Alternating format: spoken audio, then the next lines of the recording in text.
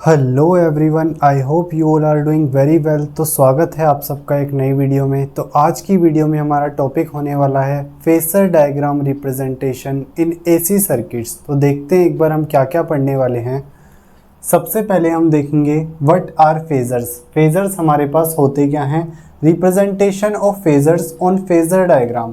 Phasor diagram पे हम phasors को कैसे रिप्रेजेंट करते हैं? मैथमेटिकल रिप्रेजेंटेशन ऑफ फेजर्स, यानी कि फेजर्स की मैथमेटिकल रिप्रेजेंटेशन हमारे पास होती क्या है। ठीक है, तो वीडियो स्टार्ट होने से पहले मैं आपको बता दूं कि यहाँ पे बोर्ड पे हम जो भी डिस्कस करेंगे उन सब की फ़ोटोज़ आपको डिस्क्रिप्शन बॉक्स में मिल जाएगी। साथ ही आपकी कंप्लीट रिवीजन के लिए हैंड रिटन नोट्स का लिंक भी आपको डिस्क्रिप्शन बॉक्स में अवेलेबल हो जाएगा। तो बिना टाइम वेस्ट किए हुए चलते हैं अपनी वीडियो में।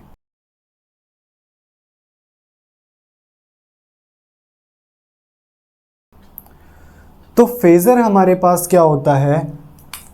Simple way of representing a sinusoidal signal, यानी कि फेजर हमारे पास एक सिंपल वे होता है of representing a sinusoidal signal. ठीक है, नीड ऑफ फेजर डायग्राम। अब हमारे पास फेजर डायग्राम को यूज़ करने का क्या पर्पज़ होता है, क्या नीड होती है?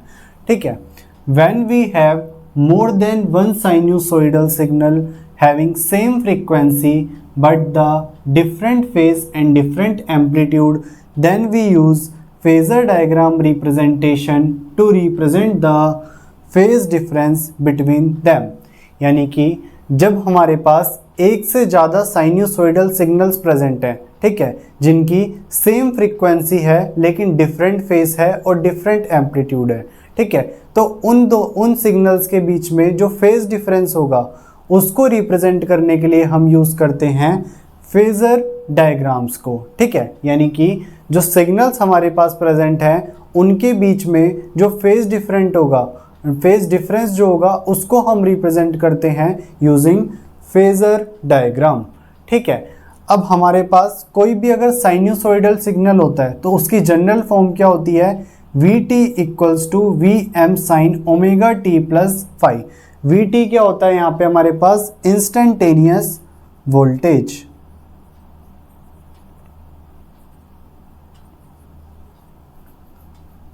ठीक है, Vm क्या होता है? Peak amplitude.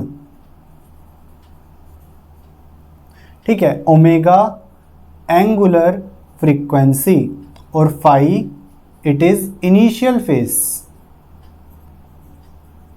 या फिर कह सकते हैं phase difference for a sinusoidal signal. तो ये हमारे पास जनरल फॉर्म होती है साइन्यूसॉइडल सिग्नल को रिप्रेजेंट करने के लिए। ठीक है, अब इस इक्वेशन की हेल्प से हम समझते हैं हमारे पास फेजर क्या होता है। फेजर बेसिकली एक वेक्टर होता है जो कि रोटेट करता है anti clockwise with the speed of omega radian पर सेकेंड। ठीक है, तो फेजर क्या है? एक वेक्टर है जो रोटेट करता है anti clockwise with the speed omega radian पर सेकेंड। ठीक है, अब जो इसकी हमारे पास वेक्टर है, ये फेजर जो हमारे पास वेक्टर है, इसकी लेंथ क्या होती है? Peak amplitude, that is Vm। तो इसको हम कह सकते हैं क्या है? Vm। ठीक है, और इसकी जो एंगुलर वेलोसिटी ओमेगा है वो किसके बराबर होगी? Angular frequency omega of sinusoidal signal. ठीक है, फाई इनिशियल फेज या फिर फेज डिफरेंस कह रहे हैं, इनिशियल फेज फाई। तो ये जो हमारे पास रेफरेंस एक्सिस के साथ एंगल बनाता है फाई, इसको हम कहते हैं यहाँ पे एंगल जो कि रेफरेंस एक्सिस के साथ बना रहा है, और यहाँ पे क्या होगा? Initial phase. ठीक है, अब अगर इसका हम क्या कहते हैं? प्रोजेक्शन डालते हैं। जैसे हमारे पास ये वेक्टर है, इसका अगर हम प्रोजेक्शन डालें वाई एक्सिस पर, ये हमारे पास वाई एक्सिस है, तो यहाँ पे अगर हम इसका प्रोजेक्शन डालते हैं ऐसे, तो इस पे क्या होगा? हमें इंस्टेंटेनियस वैल्यू मिलेगी ऑफ साइन्यूसॉइडल सिग्नल, यानी कि इस पोजीशन पे जो साइन्यूसॉइडल सिग्नल की इंस्टेंटेनियस वैल्यू है वो हमें मिल जाएगी। ठीक है, अब मान लेते हैं हमारे पास बहुत सारी पोजीशंस हमें ऐसे मिल गई, तो इन पोजीशंस के मिलने के बाद क्या है? हम इजीली अपना साइन्यूसॉइडल सिग्नल को इजीली प्लॉट कर सकते हैं यहाँ से इनकी पोजीशंस निकाल के। ठीक है, तो ये था हमारे पास फेजर क्या होता है और फेजर डायग्राम की नीड क्या है और फेजर्स को हम कैसे रिप्रेजेंट करते हैं। ठीक है, तो अब हम देखते हैं representation of phasors on phasor diagram, यानी कि फेजर डायग्राम पर हम फेजर्स को कैसे रिप्रेजेंट करते हैं। ठीक है, इसको समझने के लिए हमने यहाँ पे दो इक्वेशन मानी v1 और v2। ठीक है, 5 sin omega t plus 30 degree, 18 sin omega t plus 60 degree. ठीक है, अब सबसे पहला काम क्या है, हमें यहाँ पे अपना रेफरेंस एक्सिस सेलेक्ट करना पड़ेगा, कोई भी एक रेफरेंस एक्सिस। मैं यहाँ पे पॉजिटिव एक्स एक्सिस को, ये हमारे पास क्या है पॉजिटिव एक्स एक्सिस, इसको मैं अपनी रेफरेंस एक्सिस ले लेते हैं यहाँ पे। ठीक है, ये हमारे पास रेफरेंस एक्सिस होगी। अब v1 के लिए देखते हैं, v1 के लिए हमारे पास पीक एम्पलीट्यूड क्या है 5, तो यहाँ पे हमें पता है एक 5 लेंथ का वेक्टर ड्रॉ करना है। ठीक है, और फेस कितना है इसका 30 डिग्री, यानी कि जो यहाँ से एंगल बनेगा 30 डिग्री। ठीक है, ये जो एंगल्स हैं, ये लेंथ है, मैग्नीट्यूड है, इन सबको क्या है एक्यूरेट लेने की ज़रूरत नहीं है, आप अपने हिसाब से ले सकते हो। ठीक है, अब जैसे हमारे पास v2 को देखते हैं, ये हमारे पास हो गया v1, अब आएगा v2। ठीक है, v2 के लिए हमें पता है क्या है, पीक एम्पलीट्यूड है 18, तो 5 से तो वो बड़ा होने वाला है, तो यहाँ पे हो गया 18 और फेस कितना है इसका 60 डिग्री। ठीक है, तो ये हमारे पास क्या हो गई, फेजर डायग्राम रिप्रेजेंटेशन होगी फॉर दिस टू साइन्यूसॉइडल सिग्नल्स। ठीक है, अब इसमें एक चीज़ आपको सीखनी है कि यहाँ पे अगर हमारे पास डायरेक्शन एंटी क्लॉकवाइज है तो वो क्या होगी, लीडिंग डायरेक्शन होगी। ठीक है, यानी कि यहाँ पे सिग्नल लीड कर रहा होगा। अगर हमारे पास क्लॉकवाइज है तो वो क्या होगी, लैगिंग डायरेक्शन।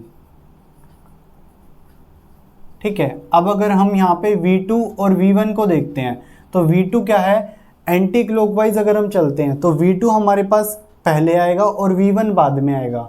ठीक है, यानी कि v2 जो होएगा क्या होगा, v1 से थोड़ा ऊपर शिफ्ट हो गया एंटी क्लॉकवाइज डायरेक्शन में, तो हम क्या कह सकते हैं, v2 जो है वो लीड कर रहा है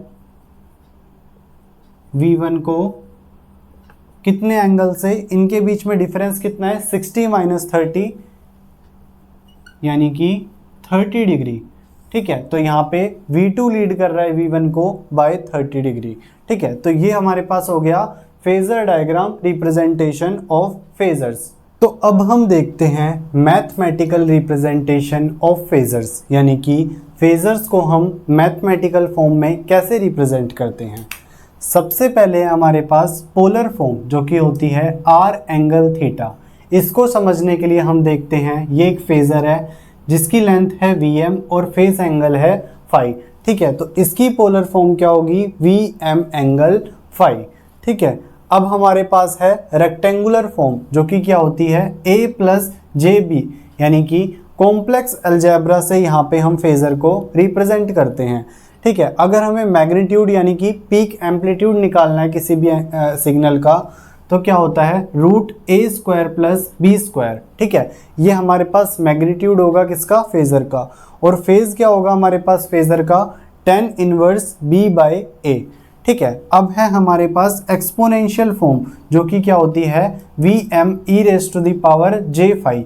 vm क्या है यहाँ पे, पीक एम्पलीट्यूड, और फाई क्या है, फेस एंगल। ठीक है, तो आज की वीडियो में हमने 3 टॉपिक देखे, फेजर्स क्या होता है, फेजर डायग्राम रिप्रेजेंटेशन और मैथमेटिकल रिप्रेजेंटेशन ऑफ फेजर्स। ठीक है, तो आज की वीडियो में इतना ही, मिलते हैं आपसे नेक्स्ट वीडियो में। Till then peace out, thank you.